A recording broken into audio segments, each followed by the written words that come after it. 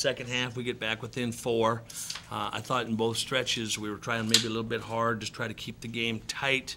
And really that getting tight probably slowed us down to where we made a miscue here and there.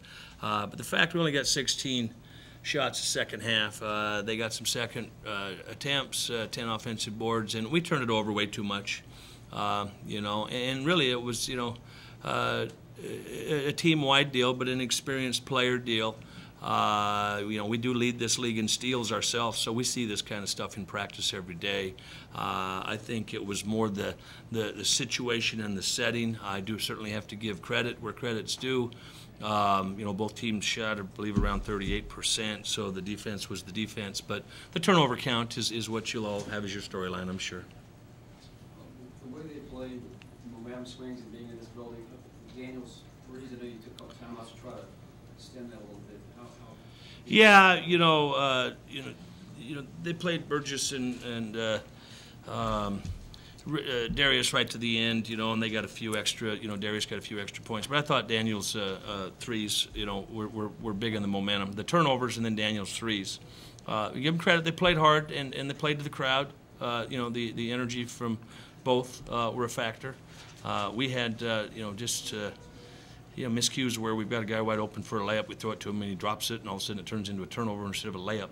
Kind of a frustrating, turn of events. But the thing that's ironic to me is if you'd told me we had 25 turnovers and we only lost by 10, 11, 12, 13 points or something like that, I'd say, geez, it's amazing we were that close. Well, in a game like that when baskets are so hard to come by, it almost seems like a three-pointer's a run all by itself. Oh, yeah, it's like the Hail Mary the Giants had at the end of the first half.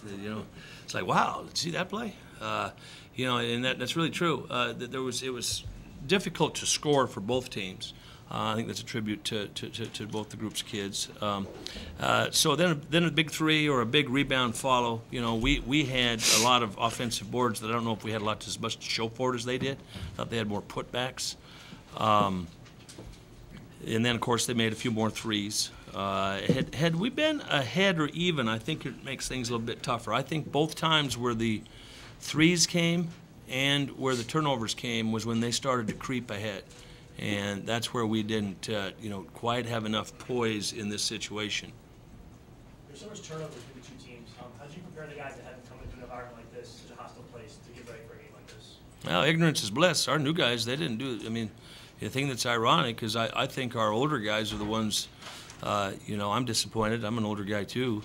I'm disappointed we didn't play a little better, and I think some of our older guys are disappointed we didn't, they didn't handle this better. But it's interesting, a year ago, the first time we played BCU, we didn't handle it that well. It was a really good learning situation for us as we were, jumping into the league race and working our way through things. So, we're just, we're 4-1 on the road in league. And in those 4 wins, we've had overtimes. Trina Iliadis had a career day at JMU in an overtime win. Bazemore has a career day at Delaware in an overtime win. We didn't have anybody have a career day today. And we probably needed to have a little bit of a rabbit's foot in our pocket where, we played good and we had somebody do something special. And we didn't, so, you kind of run out of town with a little bit of a lackluster, I don't know, it was 10, 11, 12, 13 point, go down the road, tip your hat to the other guy and say, I'll see you later. You said you guys see this in practice all the time, that intense defensive intensity, but on film and whatever, and against your own guys, is it different when you get out there, and you guys can answer this, when you get out there against the team actually, is it like speed? It doesn't really translate on film, but it's a lot more intense when you're... I think it's continuous. I think that portion of it doesn't start. I mean, it's continuous. But when it bothered us is when we got behind like 4, 5, 6 points. We didn't turn it over on inbounds. We didn't, the pressure coming up the floor, that wasn't a big problem. It was in the front court that our guard play let us down. And again, tip your hat to them. I think, we have played better and better. I'm a little surprised we didn't handle it better. I think a lot of it was a little bit of frustration and a little bit of credit to the crowd and the environment. That it was tough. It was tough. I think it's easy for fans to say, well, geez, why'd you do that? Well, go out there down 6 and have everybody screaming at you, a little tougher. You got the same person that says that in the stands that, throws a gutter ball every time at the bowling alley. When you know you see these guys again in a month at home, what do you do from there? What's that? Right. You see them again in a month at home. What do you guys do to make sure that doesn't happen at home? Well, I could care less about that, Gabe. Right now, we got Northeastern on Monday. You know, I think what you do is we're worried about Northeastern. We can't do anything about this today. There's nothing we're going to do specifically. I mean, we got the same players. We're going to do a lot of the same things. You know, if we can out-rebound them 10, if we can hold them at 38%, you know, I mean, it doesn't take, you know, Sherlock Holmes 3 to figure out, hey, maybe let's not give the ball to them so much. I think we'll probably maybe discuss that just mildly.